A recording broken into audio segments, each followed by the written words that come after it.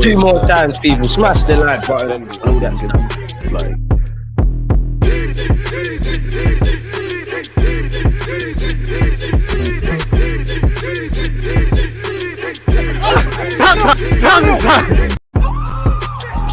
One more and the show starts. I've been given like.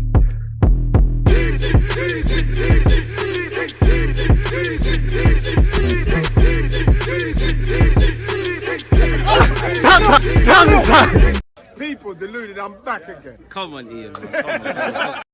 And now we can start. People deluded, I'm back again. Thank you very much for tuning back in, whether you're on Twitch. Extra welcome back to you lot on Twitch because they finally let my account free. If you're on YouTube, it's all the same. As usual, good morning, good afternoon, good evening, and in some cases, good night. I appreciate you lot. I'm appreciative of all the support. Any talking points, questions, thoughts on everything we discussed, get them in, people. And again, if you're on YouTube, smash the like button, subscribe, and don't forget to leave a comment and boost the algorithm and all that good stuff, man. And we're back now. We're back now. We was watching the under-17s World Cup and they didn't like that. So yeah, big up Manny, because I know you're here for FM, people. Football Manager 2024 will be playing at 4:30. We've got a cup final against Manchester United. Hopefully we do the business. K, appreciative to you. Cam One, love you, said 100% sold on Douglas Luiz. Wish we got him last January and sold Partey. We'd have made money on that unreliable sick note. Well, technically we'd have got some money in, but we wouldn't have got our money back. And to be honest with you, I do think the writing's kind of on the wall with Partey. I feel, as I've said before, when you look at the number of players we've brought in the last 18 months in particular, I don't care what anybody gets, and it comes with the territory. Declan Rice, big outlay in terms of his wages and what we spent money on. Kai Havertz, I know you've all got an opinion on that. Whatever we say, big money and a big outlay. You know, Zinchenko, Gabriel Jesus, so on and so forth. Obviously, Saliba, Odegaard, Benjamin White, potentially, Aaron Ramsdale, Bukayo Saka, Martinelli, and William Saliba, if I haven't said that, have all signed new deals. And when you look at our outgoings, you know, who have we really sold in this regime for decent money? You know, we made a little flip on Austin Trusty. That's decent. Balogun, again, I would have loved to have kept him, but basically he's played 20 times for Arsenal Football Club, had a great loan spell. That was decent money. There weren't really too many players that were going to bring significant money in to offset the spending. And you look in the summer, I hope it changes because I like Ramsdale, but it seems like he's someone that could bring us a decent fee in terms of what, you know, somebody buying him. Smith Rowe could potentially be one, depending on what we do with a striker and a winger. Eddie Nketiah and Reece Nelson may be moved on in that regards. And with Partey, it's the chance of getting rid of a player who is reliable in terms of ability, but not in terms of his availability with injuries, and obviously getting his wages off the wage bill. I don't know how I feel about that, if I'm honest with you, because in an ideal world, you know, for me, you have Declan Rice, you get that younger Partey model, someone that's able to play as a 6. We get another 8, you know, and I think you could afford to keep hold of Thomas Partey for an extra season. But I get if he moves on, the key thing is there has to be a replacement. I would have loved Douglas Luiz, and I still would, but reality is I think we've got more of a chance in the summer because you've got longer time, because Aston Villa might be more open to letting him move on. But reality is, if you're Aston Villa, you're saying, hold on, you spent 65 million for Kai Havertz. Is he a better player in midfield than Douglas Luiz? The answer is probably no, because we haven't seen that. And Arsenal shown their hand with the money. Obviously, Aston Villa are doing what they're doing this season, and they're doing quite well under Unai Emery. Why would you want to lose a key player mid-January? Well, mid-season, sorry, in January. So you have to put down the money. And obviously, if I'm Aston Villa, I'm sitting there and saying, well, you know, if you got 65 million for Kai Havertz, you must have 65 million for Douglas Luiz. He could evidently impact our team. Whether he's a 6 or an 8 is another thing, but you know he's a midfielder. What is Kai Havertz? Now, there, you know, I'm sure you would have seen him play left back for Germany and give away a penalty and also score. The penalty was harsh. I have covered that in a previous video. I think another video on my channel is going to come out at 2 p.m. and another one at 7 p.m. So you're spoilt for choice. We'll circle on that. But I mean, Mikel Arteta and Edu, they clearly got an admiration for Douglas Luiz. But beyond that, you got to pay the money, really. You know, it's looking like 65, 70 odd million. Whether you're down to do that is another thing. By all means, go after Douglas Luiz, go after Zubimendi, all of these relative household names. If you can't get that, get a lesser profile that's more attainable, really. And that can bring something to this team. It's as simple as that. Luiz ain't leaving Villa. I'd take Neves, Vlahovic, ASAP. I wouldn't be against Vlahovic purely because Mikel Arteta aggressively went for him. I do think the bulk of Arsenal being linked with Vlahovic personally is because A, we would like a striker. Two, he's always one that with Juventus' situation linked away with a football club. And three, apparently they're trying to get him to sign a new deal. I share your opinion in that Luiz ain't leaving Villa unless you offer something that's ridiculous, man. Sorry to change the subject, but what are your thoughts on Everton's points deduction? I mean, you'd have to ask someone that's more knowledgeable on the matter, but I don't, obviously, many people, the pitchforks for City and Chelsea, even though it's three different cases, I do think it sends a precedent. And it is, Everton's one of the clubs that's been in the Premier League as long as us. Their fans have been gone through a lot, but they got loyal fans. I feel sorry for them, really and truly. And I think it says something, though, that, boy, they've been minus 10 points. And I think they're on 2 or something like that. They're still ahead of companies, Burnley. And I think, that now puts them below Luton. I still think there's every possibility of Sean Dyche doing the great escape, man. Vlahovic, for me, if you could get someone better, please. I'm not quite sure. What do you mean by that? You want someone better or you want him? I mean, but who would be better, really and truly? Again, we're probably going to keep being linked with Osimhen, which I would love, but everybody's going to throw their hat into the ring, and he's contracted until 2025. If Napoli can't get him to sign a new deal, there's a decision to make. You can see John Obi Mikel and all the Chelsea legends sweeten him up to make that move. I'm all for Vlahovic or Osimhen or any of these guys. If you can't get that, then I wouldn't necessarily mind Ivan Toney. And then I think you probably got to start looking at taking a risk. You see, like with United and Højlund, which again, that's a delicate situation. I think you got to take one, go and get one of these strikers that's having a good 17, 18 months, if I'm honest. Do you have the Champions League badge on that kit and the name? I don't have the Champions League badge. And in fact, I need to get onto Arsenal, actually, because I got the away shirt, the yellow one, and it's peeling, making it look like I got it from China. And of course, I got a name, man. There's only one name, Many people would say Bukayo Saka. Many people would say Martinelli. Many people would say many of them, but I've gone with my own people. Again, I'm not a big fan of getting players on the back of my shirts. I've only had 2 players on the back of my Arsenal shirts. That's been Thierry Henry and Alexis Sanchez. And, where Alexis Sanchez is concerned, there's a saying in life, the hottest loves have the coldest ends. And it did end quite cold there, really and truly. So, yeah, man. I've got my own name, really and truly, man. Big up yourself, Henry, man. We welcome all questions. Big up the Twitch gang. If you're on YouTube, don't forget to hit the like button. The only 8 I want is, I can't say that name, Semset. That guy is perfect for our setup, but that's a summer wish link. Do you know what? I can't say his name, but there's a lad, I think he went to Salzburg and he was at St. Etienne. I'm sure I did a video on him. Is it Corne or Dorne or something like that? I like him, but these guys are going to come with a hefty price tag, really and truly. As we all know, January is a reactive market, because of it being reactive, we got Trossard. He was beefing De Zerbi, whatever was happening there, his contract's running down. They needed to get him out the door. The same kind of logic with Jorginho. It was made clear Chelsea want to get rid of you. We copped him. Obviously, Kyrgios, 20 odd million pounds, it doesn't, or something like that. It doesn't really break the bank. Obviously, we have done decent business in January before, but I just can't see us grabbing, definitely with his injuries, but even on the best of days, Pedro Neto, Ivan Toney. If you're Brentford, you'd be mad to let Ivan Toney go in January, really. You sit there and say, listen, we stood by you when you had your betting stuff. We've protected you. We, Sir and Embuemo, are going off to the Africa Cup of Nations. You need to play for us. So that's a summer thing. And really and truly, if we woke up tomorrow and we signed, like it was a confirmed for January, we signed Douglas Luiz, Pedro Neto, and Ivan Toney.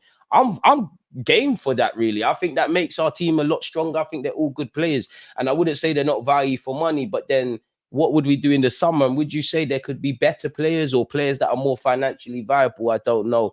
Tony, Sesko and Jimenez, but he's a risk from the Eredivisie. I like Jimenez, really. And with us signing Timber, obviously we have to be keeping our eyes and ears open to what's going on in Holland. Sesko would be high up the list for me. Really, I'm not sure of him making an immediate impact, and I wouldn't be against Tony. I don't know if this is controversial, but I think Neves is overrated. He's good enough for mid-table, but not higher. Harsh, man. I'm on signing Ruben Neves because Arteta wanted him. He's Premier League proven. He's what I look for in a midfielder. He's fairly tenacious in the middle of the park. He's got a good passing range. He is Premier League proven. I don't think he's the be-all and end-all, but I do think he would make our team stronger, really. Let's be real, and especially on loan, that could tie us over. If he excels and we've got a buy option, great, but that could tie us over to the summer. I wouldn't be against it because he knows the league as well, really. What options have we got in midfield? We're playing a dangerous game. Sure, if fit, the Kai Havertz's, the Fabio Vieiras, the Reece Nelsons, the Odegaards, they could all potentially play as a partner for Declan Rice. But in terms of guys that are going to play compete with Declan Rice for that position, one of those two positions behind Odegaard, or play with him, we're down to our bare bones. I'm actually a fan of El Nene. I think there's a role, but we need someone that's got a bit more years in front of them and that's a better player. I like Jorginho. I think he does well. I think he's not as bad as some people make out, even from the moment he signed for this football club.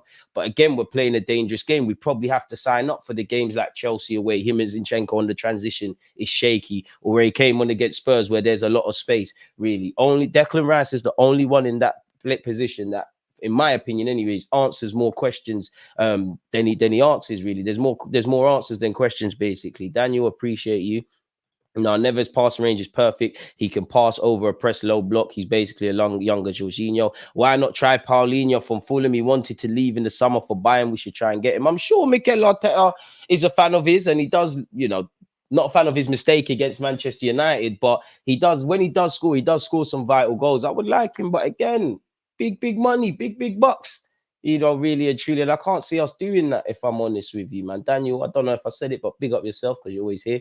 Honestly, I'd be for Tony, but I don't mind going for Sesko or Boniface. I don't mind Vlahovic. I just don't know. I think all of them present a risk, but I think what we can see is we need a striker. We need to have Gabriel Jesus in the squad, sign another gunman in front of goal. And, for me, start Project Martinelli. By all means, play on the left-hand side, but just groom you to be able to play as a striker. More options and more variety, type of life. Personally, I think we're getting a Timber type signing in Jan, which I wouldn't be against. We can't spend 65 million plus in January, rather fix the holes. I'm here for that. We could include a player, in my opinion, Havertz for transfer. Havertz ain't going anywhere anytime soon. Monaco's through far. No, I do think fans overrate him a bit, but I think he's decent, if I'm honest with you. I do think he's a decent player and could present us with a decent option. I'm having Neves, Premier League proven, good on the ball for a decent deal in Jan. Calm. We still need more, and we still need a midfielder that raises the levels like Jesus, Zinchenko, Saliba did. I think, if anyone, I don't know what man he's saying, that's a great point, but in terms of raising our system,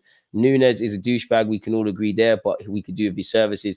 I'm sure some Arsenal fans remember he was turning celebration police, but for me, I would say where Vlahovic and Ruben Neves are concerned in particular, I like them both. I'm not, on moving heaven and earth for them. But if Arsenal woke up and you signed them, I think we could do a lot worse. But the reason I really want those two players is, in particular, for what we're talking about, is the fact that Mikel Arteta wanted them. Now, I've never spoken with Mikel Arteta. It could all be lies, but the credible journalists, the Romano, the Ornsteins of this world, they've been on those cases. So for me, if you really wanted those players, Mikel Arteta, you know how good they are right now, how they can help us in the medium term and long term, what they could do for us and how you take them to another level. I'd be, because of the Ruben Neves, sorry, man keeps saying Núñez, if you get him on loan, I'm all for that. I don't know why he wants to leave Saudi Arabia already. I don't know what's going on there. He's been linked with Newcastle. It would be it would be a good little thing to tie us over, really, because I'm quite nervous about us in midfield. Anyone that's been following my channel, you're probably bored of me talking about midfield and stuff. I hope Kai Havertz can start to show his worth, but 65 million, there's a big hole. It don't look like money well spent, really and truly. And anyone that says they can see positive signs, I think you're lying to a degree. And this is why someone that criticizes Havertz but backs him. Off the ball, a willingness to muck in, put a foot in, press the ball. I think you fit in there, but on the ball, there's nothing there, really. And Havertz you can play left-sided 8, you can play right-sided 8, you can play in the 10, you can play as a false 9. I won't quite say you can play as a left-back, but you weren't really used as a classic left back, as Nagelsmann said for Germany, but you could do that. But what are you? Like, we spent 65 million for a German James Milner, and I'm not trying to disrespect James Milner. James Milner's a bad boy. He's had a lot of longevity in his career. His versatility is probably a manager's dream and a curse, and they're actually not the same, because James Milner is a central midfielder, able to play out wide, able to play at fullback, and he's also been a key player for all his clubs. But is that the territory we're heading into, really? What is Kai Havertz? A lot of these things that we're saying about Kai Havertz. We should be saying about an 18-year-old who's just come out of the academy, or if we signed a young player from a foreign league, we need to give him time to adapt and all of that. To be honest, it's, you know, I don't remember the full statement, but when they say jack of all trades, master of none, I think it then alludes to it's better to be a jack of all trades. But what are you? And for me, with Kai Havertz, if you're a false nine, are you the best at the club? Yeah, you give us physicality, and that element of Raya going long helps us. But are you the best false nine? Martinelli and Trossard, when they play, they look a bit better. You know, if I'm honest, Eddie Nketiah looks a bit better as a striker than you. Are you a left-sided 8? Are you the best in this club? Really? Fabio Vieira hasn't grabbed that shirt, but at times, this season when he did get an opportunity, he looked a lot better. I personally would have loved to have seen Smith Rowe in that regards. You know, Odegaard can play there. What are you? If you play on the right-hand side, are you the best there? So are you the best at the club? Or you top 3 in any of these positions at the football club? And then when we look at the Premier League, do you rank close to any of that? No, you don't really. So for me, I don't think Havertz is a bad player, you know, but I don't know how you make us stronger and ultimately get us closer to City in the way that, to a degree, I see that with Raya, Timber, and clearly Declan Rice. There's more questions than answers, and it's the point where I got to look at Mikel Arteta. You was a central midfielder. You know, I hope that this is just, you know, a dark period in a long, shiny future and career at Arsenal for Havertz, and I give him all the time in the world. You know, my heart bleeds for you, but at the same time, the collective, we're trying to make sure as a minimum, for me, we get top, we qualify for the Champions League and a top 3 finish. We'd all love to do the big one and win the Premier League and be top of the tree, do what we can in the Champions League, where the FA Cup and where the FA Cup's concerned, try to bring that home, but we'd have to see, man, really and truly.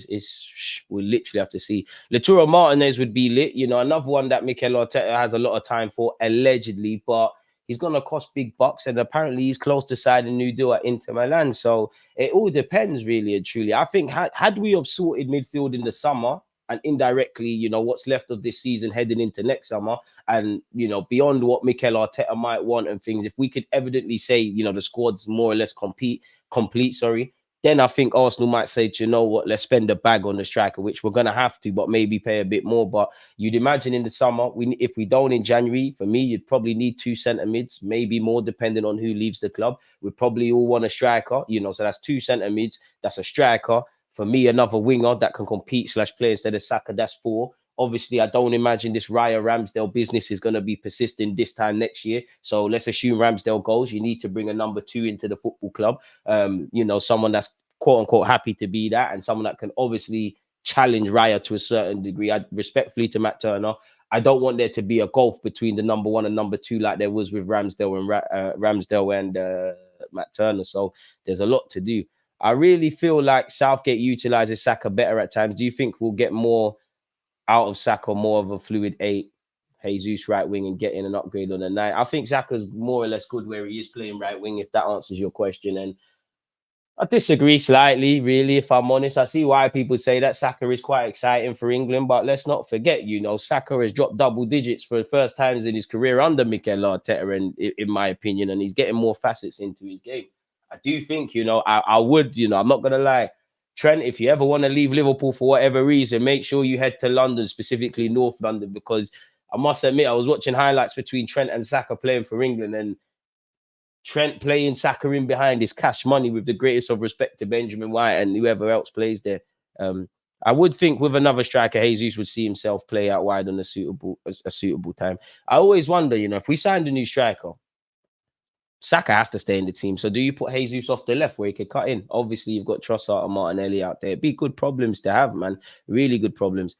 Havertz, man called him 29, is Premier League proven, but we're still waiting for that bus to turn up to get us on board. Exactly. And I give him all that time, but collectively, the collective comes first. You take as much, you know, I'm Arsene Wenger hat on, my heart bleeds for you, you know, let's do as much as we can. Jose Mourinho hat on, and we need to get 3 points. There's pressure and things like that. You need to hold bench. You're not in our strongest lineup at this moment in time. I do think in the build up to the international break, the bar is on the floor where Kai Havertz is concerned, evidently. But I do think he was playing all right. But as I said, the bar is on the floor. Anytime we're praising a midfielder for mucking in, for working hard, for putting in the shift, We're talking about watching games again. These things are not necessarily wrong, but you're getting into a very dangerous territory for someone significantly more experienced than a lot of his teammates. I look at Havertz in the same way I looked at Odegaard, Zinchenko, Gabriel Jesus at the point of signing for this club, in that you lot are relative young players, or you're not the oldest of players, but you've got a wealth of experience in line with this youth project. And I want to see Kai Havertz look like a leader. You don't look like that right now. I'm sure you've got your teammates' faith. Evidently, the only person whose opinion matters is Mikel Arteta. He's the one playing you, but it's now time to see something. We need a Douglas Luiz at strike. We already have Jesus, Eddie, and possibly Martinelli. If we get another striker, one of the first two has to go, and it won't be Jesus. I don't think two has to go. I do think Eddie could count himself disposable, but I think one thing that might save Eddie Nketiah and Reece Nelson generally if a striker and winger came in is that I don't know if they're going to move the needle to goal. The manager clearly likes them, and we probably have to think about homegrown stuff to a degree, man. I hear that though, man.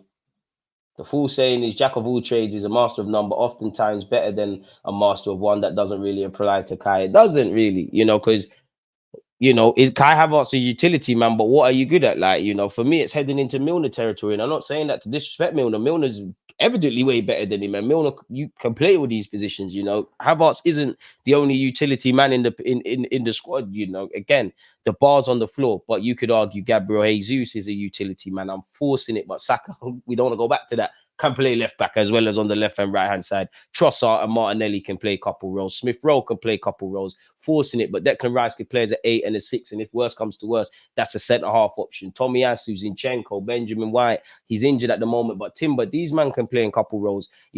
So what really is it? I must admit, I didn't really want Kai Havertz in the summer. I was all for it. If that's what Mikel Arteta wants, I would have loved to have Declan Rice and another someone that we can answer these questions over. And then by all means, do your Havertz experiment. 65 million is a madness. Can Arsenal get Valverde? Would love him, but we can kiss that one goodbye unless Real Madrid wake up and want to get rid of such. Arteta hates talented strikers like Balogun. He'll never sign Tony. I'm not too sure on that, but fair point, man. Fair point. Would love Vlahovic, but a myth, man. I mean, Valverde, but a myth. Arteta tells the wide players to stay wide and go 1v1, but with England, the fullbacks play more conventionally and overlap, so it allows wingers like Saka to come inside. I agree, but I disagree because Saka isn't hugging the touchline, if we're honest. Like, he's more like an inside forward. That's when his first touch takes him inside, and I slightly disagree. I think, if anything, Martinelli has to hold more of the width than Saka, if I'm honest. Could be one for, could be, you look, maybe gave me some video inspiration. That could be something to look into. Tomiyasu, really unsung guy. And who did a video at the start of the season saying, don't sleep on the guy? I think Arsenal fans, you can never do it, but I think even for me, I think Arsenal fans, especially if we keep going on this upward trajectory, I think we need to accept, especially players we like, the Tierney's, potentially Ramsdale's, maybe one day players that are playing on a regular basis, that they might have to leave the club or they might not be first names on the team sheet. And I think Arsenal fans say it all the time, but I think only this season, with the amount of competitions we're in with the injuries, that they fully comprehend you need a squad. At the start of the year, every player who was starting or wasn't starting, it was, your Arsenal's option for life, and this one's not used. Then you can see it, you see loss of form, you see different options, you see injuries where other players step up and things. I think we all miss Timber, man. I think we all miss Timber, and especially I wish Timber was fit this season, man, because as we start to go to them games like Anfield away and stuff, he's stronger than Zinchenko 1v1. And that was one thing that I really liked about the Timber signing, in that we've got strong 1v1 defenders. I can't lie, if you're watching the under-17s World Cup, people, Japan have just equalized against Spain. I've got it on here in front of me, man. Japan got a decent side. Big up Tomiyasu. I'm sure he's keeping an eye on his fellow countrymen. DG, best hope is a couple of centimeters because I know no striker is coming in with Arteta. I disagree. I think we might get a striker in the summer, but I'd be extremely surprised if we was to sign one in January. As you said there, for me, if you offer me striker, winger, and centre mid, I think they're all of equal importance. If by all means, if you could get them all, get them all. But for me personally, I need to see central midfield addressed. I think there's too many questions there. Defensively, I think there's some good options. Further forward, as I said, I would like a striker. I would like a winger. I would question if Eddie Nketiah and Reece Nelson, unless there's a serious trajectory, can be here long term and things like that. But I think there's some good options there. I think the midfield, Declan Rice is the only one that there's questions, but the only positive, it's only positive. Like, how good can he be? Can he keep this up? Declan Rice is 30, but he's by himself. I like Jorginho, but it's certain games. I like El Nene, but it's certain games. I like Partey, but I'm never, to be fair, you were fit for 40 games, but I'm never 100% confident you're going to be fit for the whole season. And them three there, we probably need to find more long-term replacements, man. He would be on a free in the summer. I don't think he's got enough about him on the ball for Mikel Arteta, but yeah. Do you think Saka will leave Arsenal if we don't win anything major in the next 3 years? I hope not, but honestly, I'm not a fortune teller. Who knows? What I would say is you've got one career in it. The more we keep progressing, the more players are happy, really. I think players just have to believe in the project. I think unless you're Real Madrid, even them to a degree, and them kind of clubs there, you're not guaranteed to win anything. I don't think unless you're City in the Prem, you're not guaranteed to win anything. But I think people would obviously love to win stuff, but you have to just be 100% convinced that you can do what needs to be done. Fortunately, he signed under a new deal, so if he does want to depart, we've got a decent fee for him. Looking at the current state of news, people, I mean, first thing, completely off topic, but when you look at the top percentage of high recoveries in brackets in opponent third in Europe's big 5 leagues, we're first, people, with Manchester City for 23.1%. Then you've got Real Madrid. Then you've got Chelsea and United. So stats aren't everything, but it tells you that we've improved a lot off the ball, really, in my opinion. Mikel Arteta, allegedly, because the Sport has said this, Arsenal manager Mikel Arteta has asked the club to sign Ruben Neves from El Hilal in the January transfer window. I wonder if it will be a permanent deal, an option of a permanent deal, or a loan, or just a flat-out loan, really. I don't know. We've been linked with Valencia's defender, Jarek Gazarowski. I mean, he's played 4 times, I believe.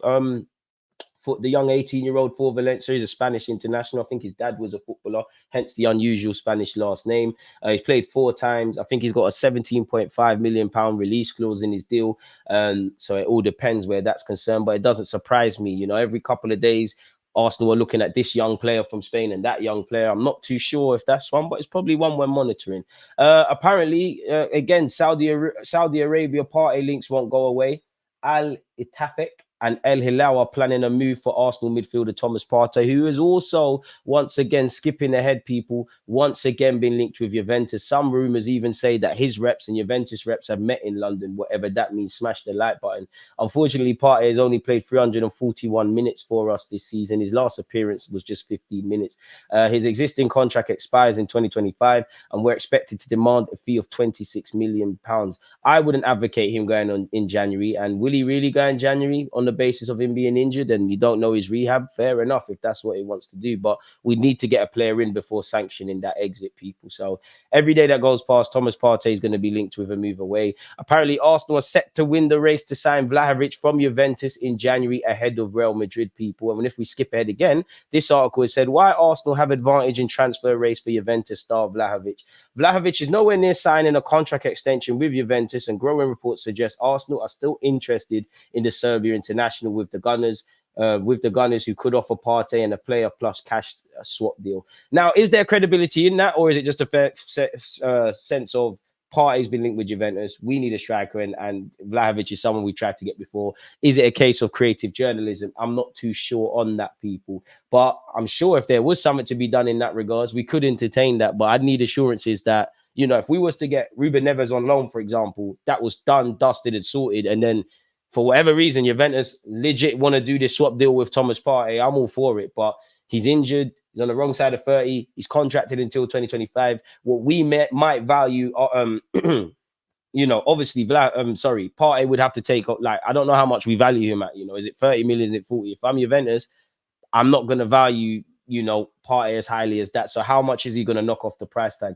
I'm not sure, people. But nonetheless, apparently, people, Vlahovic at this moment in time is unwilling to take a pay cut while Juventus are eager to extend his deal beyond 2026. So talks remain. He's currently got 4 goals in 10 appearances, people. And apparently Juventus will consider his sale in January, or more likely at the end of the season, if he refuses to sign a new deal. Apparently Arsenal is still interested in the 23-year-old who snubbed the move to the Emirates in January 2022, joining Juventus instead. Arsenal have an advantage over clubs linked with the striker, including La Liga giants Real and Atletico Madrid, as they can offer Partey a long-term Juventus target. So we'll have to see, really. What do you lot make of that? But as I said, we're skipping ahead a bit. Fabio Vieira has been linked with joining Marseille on loan. People, Marseille seems to be interested in the profile of Fabio Vieira, lacking playing time at his club. Marseille are studying the possibility of loaning the attacking midfielder this winter. I mean, you'd get game time and maybe be able to push into the Portugal squad for the Euros, but until we sign centre mids, Vieira, you're staying put where you need to be, people. I've covered this in the video, but David Dean wasn't too happy with Mikel Arteta's antics in relation to VAR, but that's in a video to come out at 2 p.m. As we know, Gabriel Jesus has been in full training with Brazil, and apparently he is set to start allegedly for Brazil against Argentina on Wednesday. And him and Martinelli faced the prospect of, I think it's a 72-hour turnover from that game to obviously being back in London to play or be in contention to play against Brentford. We're not getting Sane, but we all wanted to developments, don't we? Bayern Munich are starting to get nervous with Sane. His contract expires in 2025 and he's having a great season. And the situation keeps Barca on alert. The winger himself does not close the door. Xavi is a big fan. I mean, he's done everything there is to do in the Premier League, so I don't think we could tempt him. But if Mikel Arteta still has his number, why not? Barca will make a move to sign Zubamendi, who's been linked with Arsenal from Sociedad next summer. So the race is still on there. Antonio Nusa, a player who I like a lot. Apparently Spurs and Chelsea are holding an interest, and Fulham are also interested. Seems like we're the only London club not trying to get involved. Declan Rice has spoke about the pressure of his price tag, people, and said, when the transfer was going through, I was very nervous because of the price tag. It's natural to think about that. You are human, being bought for 105 million. It doesn't feel very normal, but that was because of what I've done at West Ham and what they value me at. When I signed for Arsenal, I just thought I need to be Declan Rice, be myself, don't be any different. Everything will go smoothly. The first 3 weeks of preseason were really tough in terms of change. When you're at a new job, you start to feel really settled after a few weeks. That really feels the case now. In terms of price tag, I don't really think about it because you're doing the job. Havertz should. I just play the game. I try to play as well as possible. Honestly, I just try to play my football. I don't let it affect me in any way, shape, or form. I just go training, try to train as well as possible. He then went on to say, it's 100 million. It's a lot of money. I could understand the pressure that comes with it. Not only the pressure you put on yourself, but there's an expectation of being bought for that much money. We need to see performances straight away, which you've done. I want to repay the club back straight away, which you've done. They have invested a lot of money in me. I need to prove why I go there and change things. I can see why Jack struggled maybe at the start. Mentally, he was £100 million footballer, but as he wasn't playing as much, it was probably a bit different for him. Now he's flying, and it's the same for me. Big him up, people. He then went on to say, I won the trophy at West Ham, which was another level. It was incredible for me and the club. Now I've been playing on Champions League nights, and it's been relatively well, but it's always something I always believed I could do. It was just waiting for my chance and my opportunity. Every game that's coming now, I just want to take it step by step and perform on the biggest stage. Speaking honestly, I feel I was playing as well at West Ham in my last season. Even though we didn't have the best season as a team, I feel like I kicked on again. You never want to stay stale as a footballer. Love his mentality. You always look to improve, always look to get better. I still feel there's so many more levels I can go to. It's just about being eager to learn, practicing on the pitch, and always listening as well. Fair enough, people. So yeah, I won't waste your time with the rest of that. So yeah, big up you. Look, go on, Rice, big him up. I'm having Vlahovic, but him and Locatelli are snakes for not joining us. Amen. I don't trust journalists about Vlahovic. Really, pay cut boy. Juventus is in a bad hole. Would go for Neto and Luiz. We need a striker, just not sure who. Not really convinced by anyone. I think we was never going to get Neto in January with his injury. That's put a further nail in the coffin. The type of strikers I see us getting is up and coming, the likes of Sesko, Ferguson, or Jimenez. Wouldn't mind that. Ferguson's going to cost a lot of money. I like Timber's twin brother. He's cooking at Feyenoord. He is doing quite well. He's doing quite well. And I'm sure we've ran the rule over him. If not, let's scout again. And I'm sure Timber can give Timber can give us a positive report on his brother. Midfield has to be the priority. Since Arteta has been here, I've been at many of your streams talking about the need for midfield. There we have it. If Rice can be anywhere near Uncle Vieira, sorry. I mean, he would... It's going to take a lot in it, but he's in the right trajectory, and Declan Rice is a lovely player. Jorginho's agent hasn't closed the door to depart in the football club, people. He said everything is in relation to his deal at Arsenal. Everything is at a standstill. We'll think about it after February. However, the priority remains Arsenal. And a few days ago, Jorginho did say he wouldn't be against returning to Serie A, but you know, he's got unfinished business. Gilberto Silva, who we'd love to have a younger model of you in the middle of the park right now, has said, I've heard they were maybe looking for some midfielders, especially because of Partey being injured at times. I'm not sure if it's 100% going to happen, but obviously they have to be aware that this is a very short window and very specific. You have to be like a fisherman sometimes to grab the right player, that you really need, that's going to help you win games and to be useful for the rest of the season, also to improve the way you play. It's not about sometimes bringing a player because you need them. Speaking to people there, Edu, many times they're working hard to have the data and what they think is right for the club in terms of target. So what data told us about Kai Havertz? I hear it, but like, what data was there? I hope it works out. The market is very competitive as well. Sometimes you need to be fast and not lose the opportunity, which I think is true. Once again, the Sun is speaking about us going for Vlahovic. We've gone over that. Apparently, Ivan Toney contract bombshell. Arsenal and Chelsea handed transfer blow. Let's see what's going on there.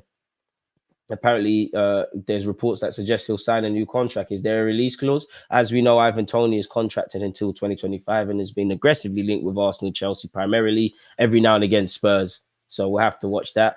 According to reports, Chelsea fear Brentford and England international Ivan Toney would prefer a move to Arsenal, people, for whatever that means. Ben Jacobs has said, people, he doesn't think that he's at the top of Chelsea's list. I don't think he's at the top of either club's list. I think he's a player that we both admire and whatnot.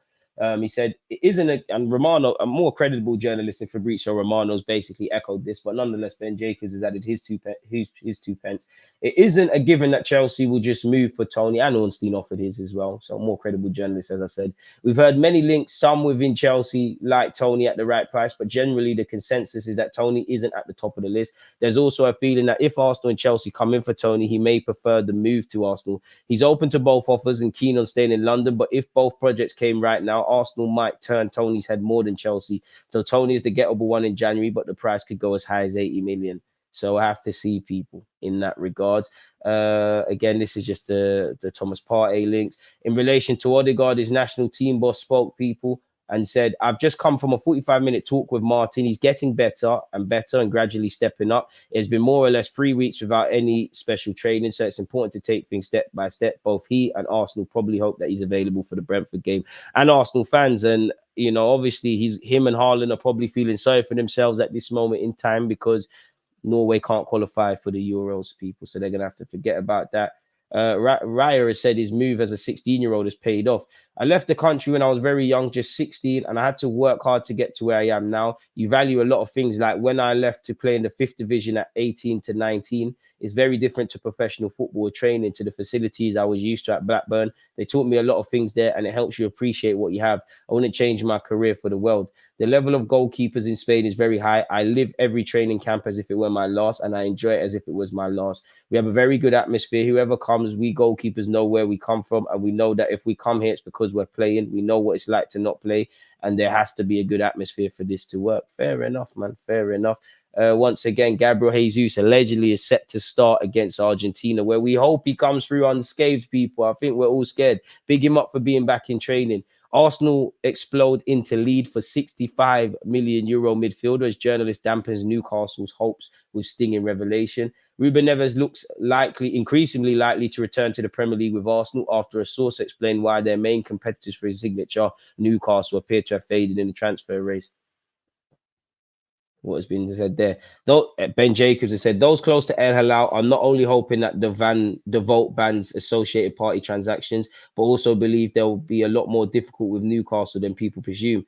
Everyone perhaps is concluding that the vote could pass on November the 21st. Then Newcastle will negotiate without El Halal, but that's just PIF negotiate with PIF. They say, great, when can he start at Newcastle? But there are different people within the PIF, and the ones working 24/7 at El Hilal might make things more difficult for Newcastle than people presume because they don't want to lose Neves. Okay, but how does this strengthen Arsenal's case? Don't know, people, really and truly. We would forever link with Douglas Luiz, and apparently we really want Douglas Luiz in January, but you really got to put down the money, really. And whatever they were asking for a couple of seasons ago, and we bid it 25 million, but hey, whatever they were asking for looks a lot cheap now, people. Romano once said, I mentioned the name of Douglas Luiz last week as a top target for Arsenal, and I can confirm, guys, that Arsenal really want and appreciate Douglas Luiz. He's a player they've had on their list for more than 2 years, and Arsenal consider him the perfect midfielder for their way of playing, for his intensity, and for the quality he can bring. So we'll have to watch that one closely. And yeah, we've been scouting him for more than 2 years. Apparently, Arsenal's kits have been leaked for next season, people. This is allegedly the concept of the third kit. Not that we can draw too many conclusions there. This is apparently the away kit. which again, can't draw too many conclusions, but yeah, and that's the home kit.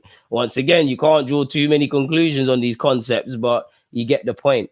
Manchester United face Chelsea competition as Arsenal also muscle in on British record striker deal. So we've all been linked with Ivan Ferguson, who just recently signed a new deal, and it's going to cost a ridiculous amount. When you look at what they've sold Benjamin White for, Caicedo for, you know, and many other players, only McAllister was the one that didn't break the internet, really. What are they going to ask for Ferguson?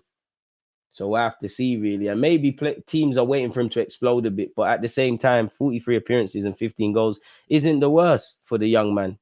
So there you have that, man, in that regards. Big up yourself, T. If that's the away kit and third kit, I might get them. Did that journal really say explode? Jorginho needs to calm down. Neves on loan isn't actually a bad shout. Quinton Timber looks tidy too. Do you think we could sign Mbappe next summer because Madrid called their interest? I mean, you can throw your hat into the ring, but I think it's safe to say Arsenal have no chance of signing Kylian Mbappe. I'd love to be wrong, but yeah. The black kits were lit last year, man. We should have kept that one going, if I'm honest with you, really, but we didn't elect to do that. So it is what it is in that regards, man. So yeah, people, we've covered everything there is to cover. What's going on here? Can you lot still hear me? Why is it frozen? Okay. Don't know quite what's going on there, but yeah, people, with that, I don't think there's anything more to cover, so I'm not going to bore you lot. At 2 p.m., so just under an hour, I did an edited video for you lot where we went over Kai Havertz playing left back. I did cover some of the transfer news we didn't cover here, and apparently Benjamin White's in talks to get a new deal, so make sure you check that out. At 7 p.m. today, Martinelli is playing up front for Brazil allegedly. So we went over that. We went over some of Declan Rice's comments, and we went and looked at what David Dean had to say. So yeah, there's always content, man. Appreciate you for saying you can hear me. Ferguson's going to cost a lot of money, man, a lot of money. And you know what? If you spend the money like with Declan Rice and he does the business, great. But maybe you have to kind of wait for him to really kind of prove that he's anywhere close to worth that price tag. But he's a quality player. But on that note, people, again, the videos come out at 2 p.m., videos come out at 7 p.m. Appreciative for you lot listening, your talking points, hitting the like button, subscribing if you're on YouTube, being here if you're on Twitch. Twitch Gang 430, we're playing Football Manager. We've got a cup final to win. So, yeah, man, you lot stay safe, stay blessed, and we'll link up again. Obviously, the international break is soon over, so watch-alongs galore. We're back, people. With it being Monday, I hope you and your loved ones are in good health and, you know, where your goals, hopes, dreams, ambitions, and aspirations are concerned, go out and attack them. So, yeah, man. One love to you lot. Check out the rest of the other content. Smash the like button if you haven't. Peace. Always just that active and defending. I think it's like